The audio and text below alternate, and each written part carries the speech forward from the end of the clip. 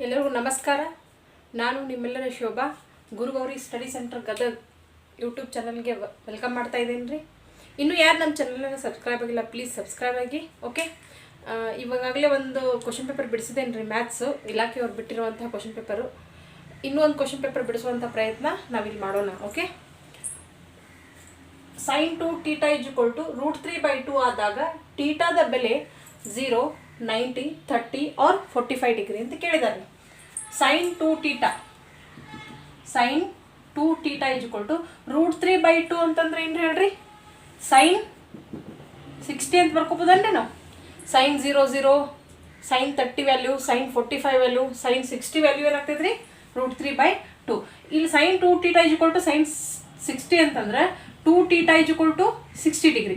ಹಾಗಾದ್ರೆ θ 60/2, it means 2 1s 2 30s, 2 1 2 30. ಹಾಗಾದ್ರೆ answer ಎಷ್ಟು ರೀ?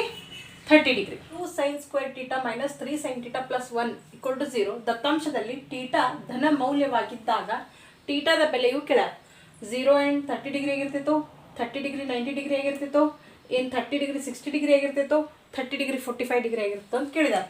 ಹೌದ್ರಿ? 2 sin square θ - 3 sin θ + 1 = 0 ಐತೆ. ಈಗ ನಮಗೆ ಥೀಟಾದ ವ್ಯಾಲ್ಯೂ ಫೈಂಡ್ ಔಟ್ ಮಾಡ್ಬೇಕಂದ್ರೆ first sin θ value find out ಮಾಡ್ಬೇಕು. ಹಾಗಾದ್ರೆ sin θ ವ್ಯಾಲ್ಯೂ ಫೈಂಡ್ ಔಟ್ ಮಾಡ್ಬೇಕಂದ್ರೆ ನೋಡ್ರಿ, +1 = 0. ಹೌದ್ರಿ? ಇದನ್ನ ಸ್ಪ್ಲಿಟ್ ಮಾಡ್ಕೋಬೇಕು ನಾವು. So sin θ value find out ಮಾಡ್ಬೇಕಲ್ಲ ನಾವು. ಅದ್ರ ಸಂಬಂಧ ಈ 3 sin θನ ನಾವು -2 sin θ sin θ ಬರ್ಕೋಬೋದೇನ್ರಿ? ಯಾಕಂದ್ರೆ ನಿಮ್ಗೆ ಮುಂದೆ ಗೊತ್ತಾಗ್ತೈತಿ. -3 sin θನ -2 sin θ sin θ ಅಂದ್ರೆ -3 sin θ ಆಗ್ತೈತಿ. ಇವಾಗ ಇವೆರಡರೊಳಗೆ ಕಾಮನ್ ಮಾಡ್ರಿ. ಇಲ್ಲೇ 2 sin θ ಕಾಮನ್ ತೆಗಿರಿ. 2 sin θ ಹೊರಗೆ ಬಂದ್ರೆ sin θ ಒಳಗೆ ಉಳಿತು, -2 sin θ ಹೊರಗೆ ಬಂದಿತ್ತು ಅಂದ್ರೆ 1 ಉಳಿತು. -1 ಕಾಮನ್ ತೆಗಿಯೋನು, ಇಲ್ಲಿ ಏನು ಕಾಮನ್ ಇಲ್ಲ ಅನ್ಕೊ, -1 ಕಾಮನ್ ತೆಗಿಯೋನು. ಸೊ ಮೈನಸ್ ಹೊರಗೆ ಬಂದೈತಿ, ಸೊ sin θ ಅಷ್ಟೇ ಉಳಿತು. ಪ್ಲಸ್ ಐತಿ, ಮೈನಸ್ ಹೊರಗೆ ತೆಗ್ದೇವಿ, ಇನ್ನೊಂದು ಮೈನಸ್ ಒಳಗೆ ಉಳಿತೈತಿ. ಇಲ್ಲಿ ಮಿಸ್ಟೇಕ್ ಮಾಡೋ ಚಾನ್ಸಸ್ ಭಾಳ ಇರ್ತಾವ್ರಿ. ಮೈನಸ್ ಇಂಟು ಮೈನಸ್ ಪ್ಲಸ್ ಆಗ್ತೈತಿ. ಪ್ಲಸ್ ಹಚ್ಬಿಟ್ಟಿರ್ತೇವೆ ನಾವು ಕೆಲವೊಂದ್ಸಲ. ಆ ತಪ್ಪು ಮಾಡಬೇಡ್ರಿ. ಇಲ್ಲೂ sin θ -1 ಐತಿ, ಇಲ್ಲೂ sin θ -1 ಐತಿ. ಸೊ ಹಂಗಾರೆ sin θ -1 ಕಾಮನ್ ತೆಗಿಲಿರಿ. ಇನ್ನು ಉಳಿತ್ರಿ sin θ - ಹೊರಗೆ ಬಂದ್ರೆ 2 sin θ, ಇಲ್ಲಿ sin θ -1 ಹೊರಗೆ ಬಂದ್ರೆ -1 = 0. sin θ -1 = 0, 2 sin θ -1 = 0. ಯಾವ್ದಾರು ಒಂದು ಆಗಿರ್ಬೋದ್ರಿ. ಇಲ್ಲಿ sin θ -1 = 0 ಆಗ್ಬೋದು, ಅಥವಾ 2 sin θ -1 = 0. ಇಲ್ಲಿ ನೋಡ್ರಿ, sin θ = 1. sin θ 1 ಯಾವಾಗ ಇರ್ತಿದ್ರಿ? ಯಾವ ಸೈನ್ ವ್ಯಾಲ್ಯೂ ಆಗಿರ್ತೈತ್ರಿ? So sin 90. ಹಂಗಾರೆ θ 90. ನೋಡ್ರಿ, θ 90 ಅಂದ್ಕೂಡ ನಾ ಆನ್ಸರ್ ಹಾಕ್ಬಿಡ್ಬೇಕು. ಯಾಕೆ 90 ಒಂದರ ಥರ ಐತ್ರಿ. ನಿಮ್ಮ ಕನ್ಫರ್ಮೇಷನಿಗೆ ನೋಡ್ರಿ, 2 sin θ = 1, sin θ = 1/2. sin θ ಯಾವಾಗ ರೀ 1/2 ಇರ್ತೈತಿ? sin 30 ಇದ್ದಾಗ. ಸೊ ಹಂಗಾರೆ θ = 30 ಡಿಗ್ರಿ. A14 ಮತ್ತು B40 ಬಿಂದುಗಳ ನಡುವಿನ ದೂರ ಕೇಳ್ಯಾರಿ. ಹಾಗಂದ್ರೆ ಡಿಸ್ಟೆನ್ಸ್ ಫಾರ್ಮುಲಾ ಯೂಸ್ ಮಾಡ್ಬೇಕಿಲ್ಲ. ಹೌದಾ? D = formula ಏನೈತ್ರಿ? y2 - y1² + x2 - x1² ಇದು x1 y1 ಅನ್ಕೋರಿ, ಇದು x2 y2 ಅನ್ಕೋರಿ. ಆ್ಯಕ್ಚುಲಿ ಫಾರ್ಮುಲಾ ಹಿಂಗೆಲ್ಲ ಹಾಕೊಂಡು ಕುಂದ್ರಬೇಡ್ರಿ, ಡೈರೆಕ್ಟ್ ಬಿಡ್ಸಕ್ಕೆ ಪ್ರಾಕ್ಟೀಸ್ ಮಾಡಿರಿ. ಸೊ 0 - 4, 0 - 4² + 4 - 1² 0 - 4 ಮೀನ್ಸ್ -4, -4² ಅಂತಂದ್ರೆ 4 ವರ್ಗ ಅಂದ್ರೆ 16, ಮೈನಸ್ 2 ಸಲ ಹೋಗ್ತಾರೆ, ಪ್ಲಸ್ ಬಂದಿರ್ತೈತಿ. 4ರಾಗ 1 ಹೋದ್ರೆ 3, 3 ವರ್ಗ ಅಂದ್ರೆ 9, 16 ಮತ್ತು 9 ಅಂದ್ರೆ 25 ಆಗ್ತೈತಿ. ಸೊ 5. ಆ್ಯಕ್ಚುಲಿ +or-5 ರೀ ಆನ್ಸರು. ಬಟ್ ನಾವು ಡಿಸ್ಟೆನ್ಸ್ ಅಂದ್ಕೊಳ್ಳೋಣ ಏನು ಮಾಡಂಗಿಲ್ಲ, ನೆಗೆಟಿವ್ ಒಳಗೆ ತೊಗೊಳಂಗಿಲ್ಲ. ಸೊ ಅದಕ್ಕೆ +5 ಅಷ್ಟು ಆನ್ಸರ್. ಒಂದು ಲಂಬಕೋನ ತ್ರಿಭುಜದ ಎತ್ತರವು ಅದರ ಪಾದಕ್ಕಿಂತ 7 ಸೆಂಟಿಮೀಟರ್ ಕಡಿಮೆಯಾಗಿದೆ ಮತ್ತು ಅದರ ವಿಕರ್ಣವು 13 ಸೆಂಟಿಮೀಟರ್ ಆದಾಗ ಉಳಿದೆರಡು ಬಾಹುಗಳ ಅಳತೆ ಏನು ಅಂತ ಕೇಳಿದ್ದಾರೆ. ಸೊ ಒಂದು ಲಂಬಕೋನ ತ್ರಿಭುಜ ರೀ, ಒಂದು ಲಂಬಕೋನ ತ್ರಿಭುಜ ಐತಿ. ಇದ್ರೊಳಗೆ ಎತ್ತರ ಅಂದ್ರೆ ಇದ್ರಿ, ಎತ್ತರವು ಪಾದಕ್ಕಿಂತ, ಇದು ಪಾದ B ಅಂತ ತಿಳ್ಕೊರಿ, ಬೇಸ್. ಇದಕ್ಕಿಂತ ಎಷ್ಟು ಕಡಿಮೆ ಐತ್ರಿ? 7 ಕಡಿಮೆ ಐತಿ, 7 ಸೆಂಟಿಮೀಟರ್ ಕಡಿಮೆ ಐತಿ. ಮತ್ತು ವಿಕರ್ಣ ಎಷ್ಟು? ವಿಕರ್ಣ ಅತ್ಯಂತ ದೊಡ್ಡ ಬಾಹು. ಲಂಬಕೋನ ತ್ರಿಭುಜದಲ್ಲಿ ಅತ್ಯಂತ ದೊಡ್ಡ ಬಾಹು ಯಾವುದಂದ್ರೆ ವಿಕರ್ಣ ರೀ. ಆ ವಿಕರ್ಣವು ಎಷ್ಟೈತ್ರಿ? ಅದು ಎಲ್ಲಿ ಲಂಬಕೋನ ಇರ್ತೈತಲ್ಲ ಅದ್ರ ಎದುರಿಗಿನ ಬಾಹುಗೆ ವಿಕರ್ಣ ಅಂತ ಕರಿತೇವೆ. 13 ಸೆಂಟಿಮೀಟರ್ ಆದಾಗ ಉಳಿದೆರಡು ಬಾಹುಗಳ ಅಳತೆ ಕಂಡುಹಿಡಿಯಿರಿ ಅಂತಂದಾರ. ಪೈಥಾಗೋರಸನ ಪ್ರಮೇಯದ ಪ್ರಕಾರ ವಿಕರ್ಣ ಇದೆ. ವಿಕರ್ಣದ ಮೇಲಿನ ವರ್ಗವು ಉಳಿದೆರಡು ಬಾಹುಗಳ ವರ್ಗಗಳ ಮೊತ್ತಕ್ಕೆ ಸಮನಾಗಿರುತ್ತದೆ. ವಿಕರ್ಣದ ಮೇಲಿನ ವರ್ಗವು ಉಳಿದೆರಡು ಬಾಹುಗಳ ಮೇಲಿನ ವರ್ಗಗಳ ಮೊತ್ತಕ್ಕೆ ಸಮನಾಗಿರುತ್ತದೆ. 13 ಸ್ಕ್ವೇರ್ ಅಂತಂದ್ರೆ 169. ಇದನ್ನ ಹೆಂಗ್ರಿ? a minus B the whole square ರೂಪದಾಗ ಐತ್ರಿ. B square a square plus B square minus 2 ಅಂದ್ರೆ ಎ ಬಿ ಅಂದ್ರೆ 7 14 ಬಿ ಪ್ಲಸ್ ಬಿ ಸ್ಕ್ವೇರ್. ಹೌದ್ರಿ? ಇಲ್ಲಿ ನೋಡ್ರಿ 169 ಐತ್ರಿ. ಬಿ ಸ್ಕ್ವೇರ್ 2 ಬಿ ಸ್ಕ್ವೇರ್ ಆತೇನ್ರಿ ಪ್ಲಸ್ 49 ಮೈನಸ್ 14 ಬಿ. 49 ಈ ಕಡೆ ಹಾಕ್ಬಿಡ್ರಿ ಇದನ್ನ. ಸೊ ಎಷ್ಟಾಯ್ತು ನೋಡ್ರಿ? 120 ಆತೇನ್ರಿ ಇದು. 2 ಬಿ ಸ್ಕ್ವೇರ್ ಮೈನಸ್ 14 ಬಿ. 20 ಈ ಕಡೆ ಹಾಕೋರಿ. 2 B square minus 14 B minus 120 = 0 ಆತೇನ್ರಿ. ಇಲ್ಲೇ ಎಲ್ಲಾನು 2 ಕಾಮನ್ ಬರ್ತೈತಿ. 2ರಿಂದ ಭಾಗಿಸ್ಬಿಡ್ರಿ. So B square minus 7 B 2 7 14 ಆಗ್ತೈತಿ. ಸೊ 2 6 60 120 ಆಗ್ತೈತಿ. ಹೌದಾ? ಈಗ ನೋಡ್ರಿ 60 ಬಿ ಸ್ಕ್ವೇರ್ ಅಪವರ್ತಿಸ್ರಿ. ಇಲ್ಲಿ ಮೈನಸ್ 60 ಬಿ ಸ್ಕ್ವೇರ್ ಬರ್ಬೇಕು. ಗುಣಿಸಿದ್ರೆ ಕೂಡಿಸಿದ್ರೆ ಅಥವಾ ಕಳೆದ್ರೆ 7 ಬಿ ಬರ್ಬೇಕು. 12 5 60 ಆಗ್ತೈತಲ್ರಿ. 12 5 60 ಆಗ್ತೈತಿ. ಸೊ ಬಿ ಸ್ಕ್ವೇರ್ ಇಲ್ಲೇ ಮೈನಸ್ ಐತಿ. ಸೊ ದೊಡ್ಡ ಸಂಖ್ಯೆ ಚಿಹ್ನೆ ಮೈನಸ್ 12 ಬಿ ತಗೋರಿ ಪ್ಲಸ್ 5 ಬಿ ಮೈನಸ್ 60 = 0. ಹೌದು? ಇಲ್ಲೇ ಕಾಮನ್ ತೆಗಿರಿ. ಬಿ ಹೊರಗೆ ಬಂತು. ಬಿ ಮೈನಸ್ 12 ಒಳಗೆ ಉಳಿತ್ರಿ. ಪ್ಲಸ್ ಹೊರಗೆ ತೆಗೀರಿ. ಏನು ಕಾಮನ್ ಬರ್ತೈತ್ರಿ? 5 ಕಾಮನ್ ಬರ್ತೈತಾನೆ. ಬಿ ಒಳಗೆ ಉಳಿತೈತಿ 5 1 5 1 ಉಳಿತು 20 10 ಆಯ್ತು. 5 2 10 = 0. ಹಂಗಾರೆ B minus 12 = 0 or B plus 5 = 0. ಇಲ್ಲಿ ಕಾಣಿಸಂಗಿಲ್ಲ. ಈ ಕಡೆ ಮಾಡ್ತೀನಿ ನೋಡ್ರಿ. ಬಿ = ಎಷ್ಟಾಗ್ತೈತಿ ರೀ? 12 ಆಗ್ತೈತಿ. ಅಥವಾ ಇದು ನೋಡ್ರಿ ಬಿ ಮೈನಸ್ 12 ಈ ಕಡೆ ಬಂದ್ರೆ ಪ್ಲಸ್ 12 ಆಗ್ತೈತಿ. ಪ್ಲಸ್ 5 ಈ ಕಡೆ ಬಂದ್ರೆ ಮೈನಸ್ 5 ಆಗ್ತೈತಿ. ಬಟ್ ಇದನ್ನ ನಾವು ಕನ್ಸಿಡರೇಷನ್ ಮಾಡಕ್ಕೆ ಬರೋದಿಲ್ಲ. Minus value. ಹಂಗಾರೆ ಬಿ = ಎಷ್ಟು ರೀ? 12 ಇದ್ದಿದ್ದು ನೋಡ್ರಿ. ಆಪ್ಷನ್ 1 ಐತಿ. ಹಂಗಾರೆ ಇದ ಕರೆಕ್ಟ್. ಅಪ್ಪ ನಮ್ಗೆ ಇನ್ನೂ ಕನ್ಫರ್ಮ್ ಆಗಿಲ್ಲ ಅಂತಂದ್ರೆ ಎಚ್ = ಏನೈತ್ರಿ? ಬಿ ಮೈನಸ್ 7 ಐತಿ. ಬಿ 12 ಐತಿ. 7 ಮೈನಸ್ ಮಾಡ್ರಿ. Answer 5 centimetre. ಹೌದ್ರಿ? B = 12 centimetre. H = 5 centimetre. 12x² + 4kx + 3 = 0 ಸಮೀಕರಣದ ಮೂಲಗಳು ವಾಸ್ತವ ಸಂಖ್ಯೆಗಳಾಗಿದ್ದು ಸಮವಾಗಿದ್ದಾಗ ವಾಸ್ತವ ಮತ್ತು ಸಮ ಅಂತ ಕೊಟ್ಟಿದ್ದಾರೆ. ಕೆ ನ ಬೆಲೆ ಕಂಡುಹಿಡಿ ಅಂತ ಹೇಳ. ಯಾವ ಮೂಲಗಳು ವಾಸ್ತವ ಮತ್ತು ಸಮ ಯಾವಾಗ ಆಗಿರ್ತಾವ್ರಿ? ಡೆಲ್ಟಾ = 0 ಇದ್ದಾಗ ಆಗಿರ್ತಾವ್ರಿ. ಡೆಲ್ಟಾ ಅಂದ್ರೆ ಏನ್ರಿ? ಶೋಧಕ ರೀ. ಶೋಧಕ ಅಂದ್ರೆ b² - 4ac ವ್ಯಾಲ್ಯೂ ಏನಾಗಿರ್ಬೇಕು? 0 ಆಗಿರ್ಬೇಕು. ಅವಾಗ ಮೂಲಗಳು ಏನಿರ್ತಾವ್ರಿ? ವರ್ಗ ಸಮೀಕರಣ ಇದು. ಹೌದಾ? ಈ ವರ್ಗ ಸಮೀಕರಣದೊಳಗೆ 2 ಮೂಲಗಳು ಇರ್ತಾವೆ. ವರ್ಗ ಅಂತಂದ್ರೆ ಸ್ಕ್ವೇರ್. 2 ಮೂಲಗಳು ಇರ್ತಾವೆ. ಅವು ಯಾವಾಗ ಸಮ ಇರ್ತಾವೆ ಮತ್ತು ವಾಸ್ತವವಾಗಿರ್ತಾವೆ ಅಂತಂದ್ರೆ b² - 4ac. ಇದು 4ac ಅಂತಂದ್ರೆ ನಾವು ಇದಕ್ಕೆ ಡೆಲ್ಟಾ ಅವ್ರ ಶೋಧಕ ಅಂತ ಕರಿತೀವಿ. ಇದ್ರ ವ್ಯಾಲ್ಯೂ 0 ಇದ್ದಾಗ ಅವು ಸಮ ಮತ್ತು ಸವಾಸ್ತವ ಮತ್ತು ಸಮ ಆಗಿರ್ತವೆ. ಯಾವಾಗ ಡೆಲ್ಟಾ ವ್ಯಾಲ್ಯೂ ಏನ್ರ ಅಕಸ್ಮಾತ್ 0ಕ್ಕಿಂತ ದೊಡ್ಡದಿತ್ತು ಅವಾಗ ಅದ್ರ ಮೀನ್ಸ್ b² - 4ac > 0 ಅಂತಂದ್ರೆ ಅವಾಗ ವಾಸ್ತವ ಮತ್ತು ವಿಭಿನ್ನ ಇರ್ತಾವ್ರಿ. ವಾಸ್ತವ ಮತ್ತು ವಿಭಿನ್ನ. ಅಕಸ್ಮಾತ್ ಡೆಲ್ಟಾ ವ್ಯಾಲ್ಯೂ ಏನ್ರ 0ಕ್ಕಿಂತ ಕಡಿಮೆ ಇತ್ತಂತಂದ್ರೆ ಅವಾಗ ಅವು ಇಮ್ಯಾಜಿನರಿ ಇರ್ತಾವ್ರಿ. ಅಂದ್ರೆ ಮೂಲಗಳ ಇರಂಗಿಲ್ಲ. ಮೂಲಗಳು ಏನಾಗಿರಂಗಿಲ್ಲ ರೀ? ಇರಂಗಿಲ್ಲ. ಊಹೆ ಮೂಲಗಳನ್ನ ಊಹೆ ಮಾಡ್ಕೊಳ್ಳೋದು ನಾವು ಬರೀ. ಓಕೆ? ಹಾಗಾದ್ರೆ ಇಲ್ಲಿ b² - 4ac = ಏನಾಗಬೇಕು? 0. ಇಲ್ಲಿ ax² + bx + c = 0. ಇದು ವರ್ಗ ಸಮೀಕರಣದ ರೂಪ. ಹಾಗಾದ್ರೆ a ಅಂದ್ರೆ 12 ಐತಿ. b ಅಂದ್ರೆ 4 k ಐತಿ. c ಅಂದ್ರೆ 3 ಐತಿ. b ಅಂದ್ರೆ ಏನ್ರಿ? b ಜಾಗಕ್ಕೆ 4k the whole square minus 4. a ಅಂದ್ರೆ 12. c ಅಂದ್ರೆ 3 = 0. 4k² means 16k² minus 12 48 48 3 3 24 4 3 12 14 144 = 0. So 16k² = 144. k² = 16 1 16 9 ರೀ. k = ±3. ಆನ್ಸರ್ ±3. ಹೊರ ತ್ರಿಜ್ಯ ಕ್ಯಾಪಿಟಲ್ R ರೀ. 8 ಸೆಂಟಿಮೀಟ್ರ್. ದೊಡ್ಡ ವೃತ್ತದ ತ್ರಿಜ್ಯ 6 ಸೆಂಟಿಮೀಟ್ರ್. ಒಳ ತ್ರಿಜ್ಯ 6 ಕೊಟ್ಟು ಅಂದ್ರೆ ಒಳಗಿನ ವೃತ್ತದ ತ್ರಿಜ್ಯ 4 ಸೆಂಟಿಮೀಟ್ರ್ ಇರುವ ಒಂದು ಉಂಗುರದ ವಿಸ್ತೀರ್ಣ ಕಂಡಿಡ್ಬೇಕು.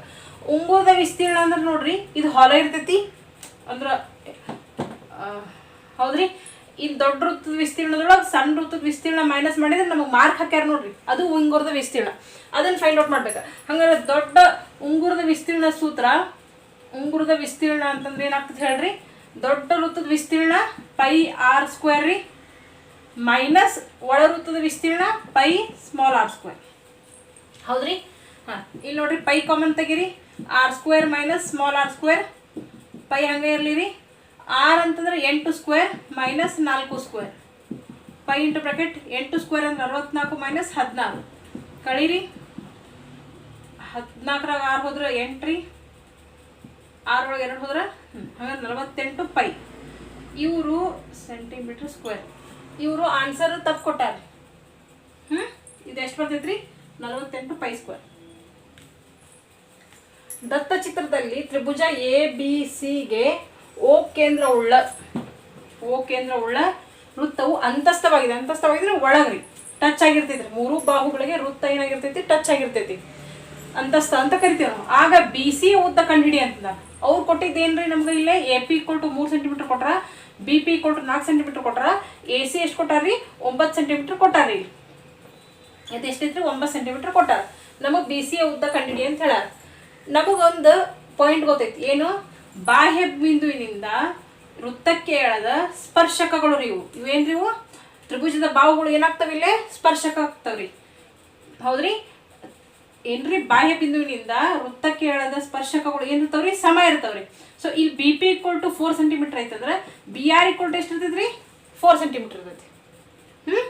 ಇಲ್ಲಿ ನೋಡ್ರಿ, ಎ ಪಿ = 3 ಸೆಂಟಿಮೀಟ್ರ್ ಐತಂದ್ರೆ ಎ ಕ್ಯೂ = ಎಷ್ಟು ಇರ್ತೈತ್ರಿ? 3 ಸೆಂಟಿಮೀಟ್ರ್ ಇರ್ತೈತಿ. ಹೌದಾ?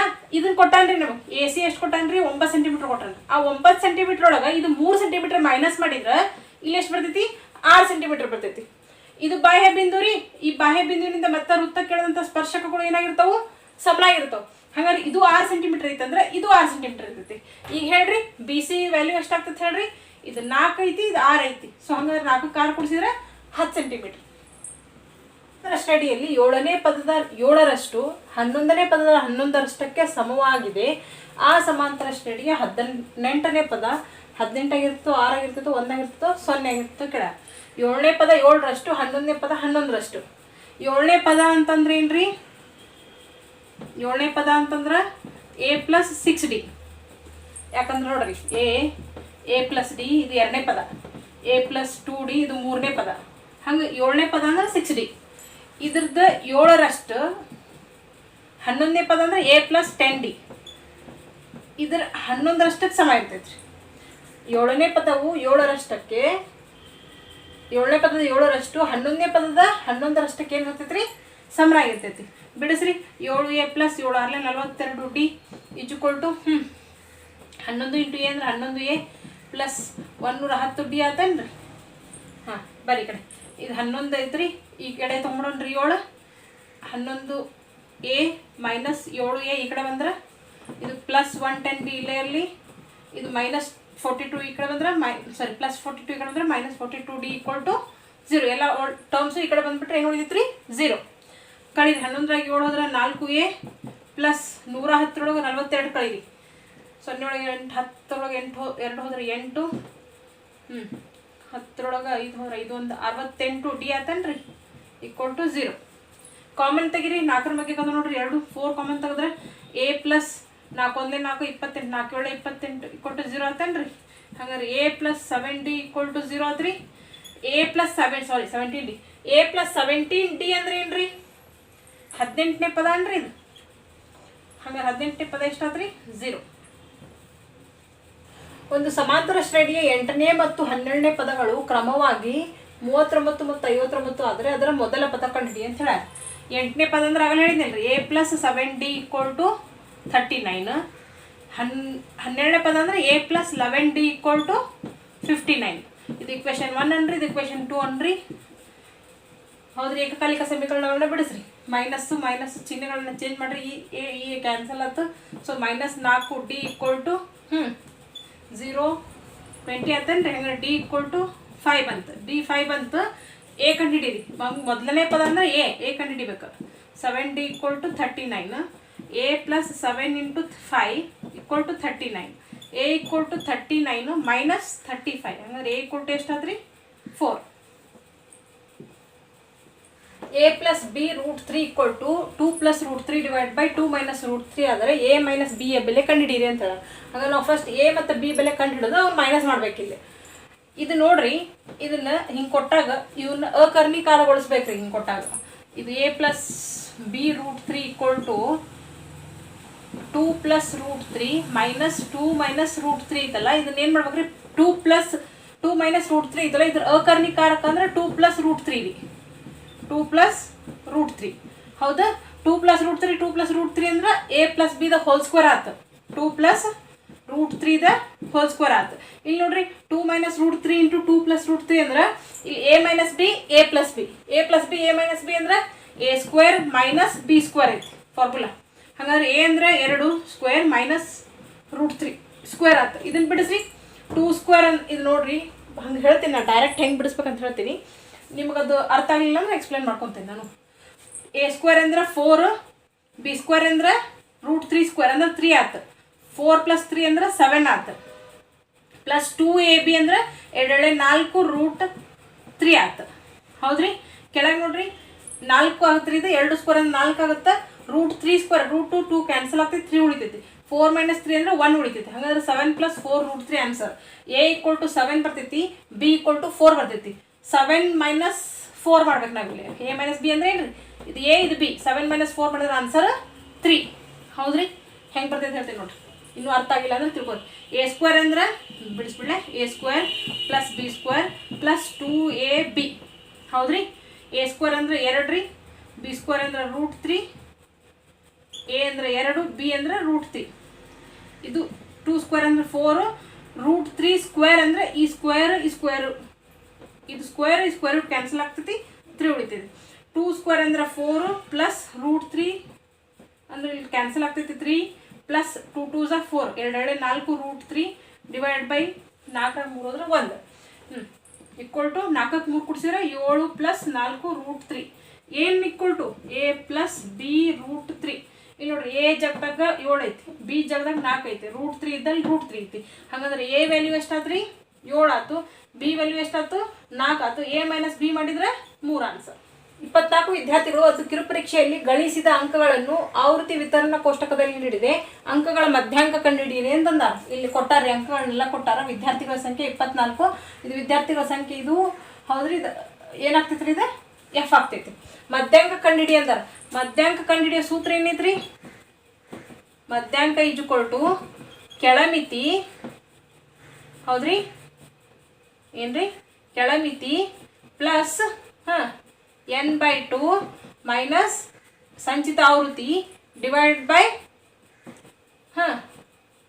ವರ್ಗಾಂತರ ಮಧ್ಯಾಂಕವಿರುವಂತಹದ್ದು ಏನ್ರಿ ಆವೃತ್ತಿ ಇಂಟು ಐ ವರ್ಗಾಂತರದ ಗಾತ್ರ. ಹೌದ್ರಿ. ಹಂಗಂದ್ರೆ n/2 ಮಾಡ್ಕೋಬೇಕ್ರಿ. So n/2 ಮಾಡ್ಕೋರಿ. ಹಂಗಂದ್ರೆ 24 ಭಾಗಲೆ 2 ಅಂದ್ರೆ ಎಷ್ಟಾಯ್ತು 12 ಆಯ್ತು. ಈ 12 ಎಲ್ಲೇ ಹೌದ್ರಿ. ಈಗ ನೆಕ್ಸ್ಟ್ ಏನು ಮಾಡ್ಕೋಬೇಕು, ಸಂಚಿತ ಆವೃತ್ತಿ. ಸಂಚಿತ ಆವೃತ್ತಿ ಅಂತಂದ್ರೆ ಏನ್ರಿ, ಇವ್ನು ಕೂಡಿಸ್ಬೇಕು 4. ಹೌದ್ರಿ. 4ಕ್ಕೆ 8 ಕೂಡಿಸಿರಿ 12, 12ಕ್ಕೆ 6 ಕೂಡಿಸಿರಿ 18, 18ಕ್ಕೆ 4 ಕೂಡಿಸಿರಿ 22, 22ಕ್ಕೆ ಕೂಡಿಸಿರಿ 24. ಇದು ಸೇಮ್ ಬರ್ಬೇಕು ನೋಡ್ರಿ, ಅಂದ್ರೆ ಕರೆಕ್ಟ್ ಕೂಡಿಸಿರಿ ಅಂತ ಅರ್ಥ. ಈಗ n/2 12 ಬಂತು. 12 ಎಲ್ಲೈತೆ ನೋಡ್ರಿ, ಇಲ್ಲ ಐತೇನ್ರಿ ಸಂಚಿತ ಆವೃತ್ತಿ ನಮ್ದು 12.